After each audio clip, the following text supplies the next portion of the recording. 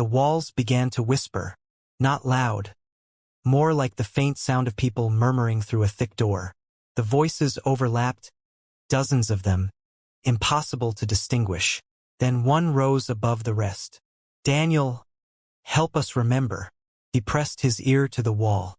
Beneath the surface, something moved, like fingers brushing from the other side. "What do you want?" he whispered. "To leave," the voices said. "But the floors keep us."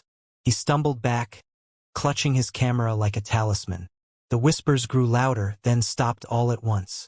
Silence. Then, faintly, footsteps above him. Slow, heavy, matching his own heartbeat. He turned on his light, trembling. The ceiling above him began to buckle outward, as if something was pressing down from the floor above. He aimed the camera upward, and through the crack that split open, he saw a glimpse of another hallway, and himself walking above, unaware. The stairwell above him had vanished entirely. Daniel Cross stood alone in the dim concrete corridor, the air thick with damp and the faint metallic tang of rust. The whispers behind the walls had not returned, but the sensation of being watched persisted, a weight pressing from every direction. He turned to move forward, camera raised. The corridor stretched further than it should have, the far end fading into darkness. Each step he took felt longer than the last, as though the hallway itself was stretching, reshaping around him. The first door he encountered was unmarked. The handle was cold to the touch, the wood smooth and unnaturally polished. Pushing it open revealed a guest room frozen in time. The bed perfectly made, a tray of untouched tea on the nightstand, and a mirror that reflected a different ceiling entirely, ornate, gilded, from a bygone era. By now, his mind had begun to fracture. The corridor behind him was gone, replaced by a long hall lined with doors all labeled 313. Each door opened to the same room, his suite, as it had appeared on arrival. But subtle changes betrayed the passage of time. A cracked vase here, a faint stain on the carpet there. He tried to leave, moving door to door, but the hallway looped infinitely. Every exit returned him to room 313. His breaths came in ragged gasps. The camera shook in his hands. A whisper, "You cannot leave." "Not yet," came from the mirror. Daniel approached cautiously. The reflection now held him still, two of him. The second Daniel's eyes were hollow, empty, as if he had already been claimed by the hotel. "No," Daniel muttered. "Yes," the hollow reflection whispered back, mouth moving slightly out of sync. "We all belong here." The reflection reached toward him, pressing its hand against the glass. The glass rippled, warm and soft, almost liquid. Shaken, he retreated into the suite. On the bed, a small guestbook had appeared overnight. Dustless, heavy. He opened it. Page after page was filled with names, hundreds of them. Dates of check-in, no check-out. Some scribbled hastily, some in delicate handwriting.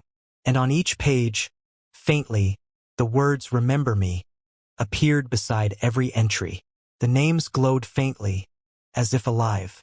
As he flipped the pages, Daniel realized that his own name was already written on the last page, in ink that was still wet. He stumbled backward. The air grew colder. From the walls, faint figures began to emerge. Outlines of guests, frozen mid-step, translucent and desperate. They whispered, murmured, tugged at his sleeves, reaching through the air as if trying to anchor themselves to him. "Remember us. Please. Don't leave." The hotel was feeding off him, his attention, his awareness, his memory. Daniel ran to the hallway. He tried to map the building, mark each door, each step, but the layout kept changing. He passed the elevator. It was upside down now, buttons on the floor, numbers ascending into negative digits. He pressed the emergency button. Static. A voice. "Welcome. You've arrived." It was Mara, but not the same Mara from before. Her hair was longer, her dress older, eyes hollow. The corners of her mouth moved in a slow, unnatural smile. "You should have stayed out of room 313, she said. "Why? What is this place?" "A hotel of memories," she said. "Every guest leaves a part behind. And when the floor remembers, It never forgets. Daniel's pulse raced. He understood with sudden clarity what had happened. The upper floors were not bound by time. They collected the essence of those who stayed, folding decades and lifetimes into one looping, ever-expanding architecture. He stumbled through another door and found himself on a floor he hadn't seen before. The wallpaper was painted in deep red, patterns shifting subtly like veins under skin. Doors opened into rooms filled with shadows and human shape, replaying old lives. Guests having tea, arguing, laughing, reading. Some looked up, stopped, and turned toward him. Their faces were blank, eyes replaced with mirrors reflecting him. Daniel realized the hotel was alive. It was a consciousness built of memory, stitched together from everyone who had stayed and not left. And now it was turning toward him. He found himself at the end of a hallway lined entirely with mirrors. One for every decade, one for every guest, and one for him. He approached cautiously. In the reflection, he saw not only himself, but Daniel Cross from every possible version. The Daniel who panicked and fled. The Daniel who stayed calm and explored. The Daniel who had checked in decades ago in a different body. They all stared at him, mouths moving in silent warning. The largest mirror rippled. A hand reached out. "You can stay. Or you can join us." Daniel stumbled back. The walls seemed to pulse with breathing. Whispers crescendoed. He ran. The mirrors shattered, fragments floating in midair like frozen water droplets, reflecting hundreds of Daniels in every shard. The ceiling above him began to bend. Floor beneath him warped. He fell, rolled, and stumbled into a massive lobby he didn't recognize. The architecture was all wrong. Chandeliers hung at impossible angles, staircases spiraled into ceilings, elevators moved horizontally. From the far corner, he saw Mara and Mr. Hale standing silently. Around them were the lost guests, frozen in time, reaching toward him, their faces pleading. "Join them," Mara whispered. "Become part of the Ashwood Grand." Daniel backed away. Every attempt to flee only led him back to the same room, the same lobby, the same staircase. Time, direction, and space no longer had meaning. It was then he understood. The hotel didn't trap the body. It trapped the mind, folding consciousness into itself, preserving the guests as echoes, memories, shadows, forever looping in the corridors of the forgotten floors. A faint light appeared, a glimmer of the original exit doors. Daniel ran toward it, but as he approached, the whispers returned. "Remember us. Don't leave." The more he tried to focus on the exit, the more the hotel responded, reshaping, folding the walls, stretching the ceilings, distorting the floorboards beneath his feet. And at the last moment, before he could reach the exit, the mirrors reappeared, all around him. Hundreds of his own faces stared back. One voice, louder than all others, whispered, "You will stay. You will remember." He screamed, but it was swallowed instantly by the walls. Daniel Cross stumbled through the Ashwood Grand, breath ragged, eyes wide, the walls pulsating like a heartbeat around him. Every attempt to escape led him back to the lobby, the one that shouldn't exist, reconstructed from fragments of every era the hotel had swallowed. Chandeliers twisted in impossible angles, floors stretched and warped, and reflections multiplied endlessly across cracked mirrors. He pressed his hands against a wall, feeling warmth beneath the plaster. A rhythm, a pulse.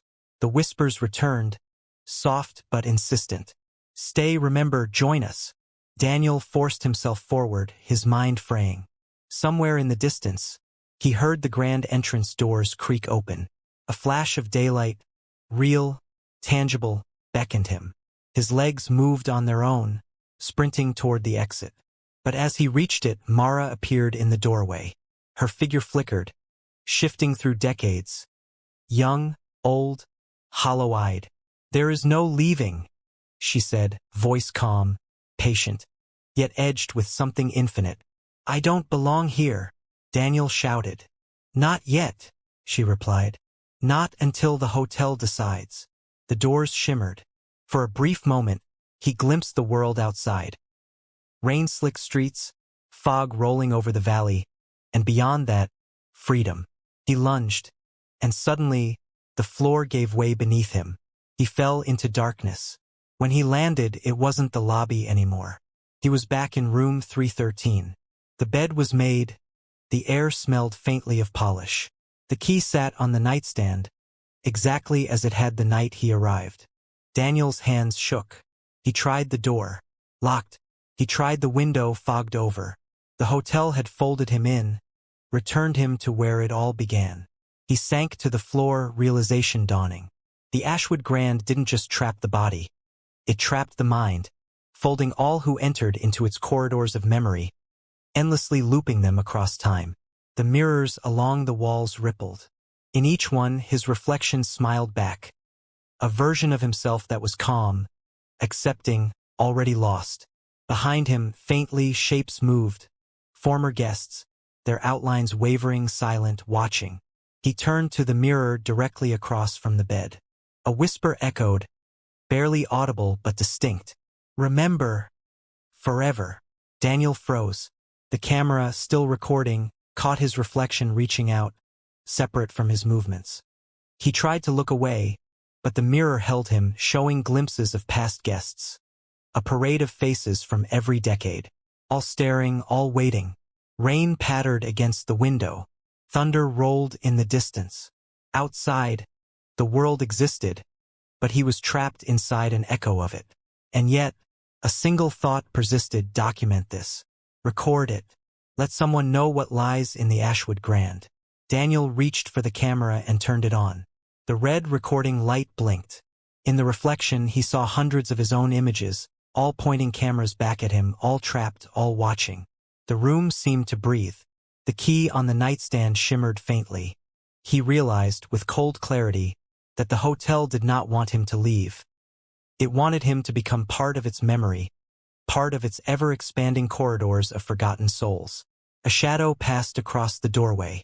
Mara's voice came again, soft as a lullaby. "Welcome back, Daniel," he gasped. The lights flickered. The camera shook in his hands, but the red recording light never wavered. Outside, the storm continued, but he was no longer sure if he belonged to the world outside.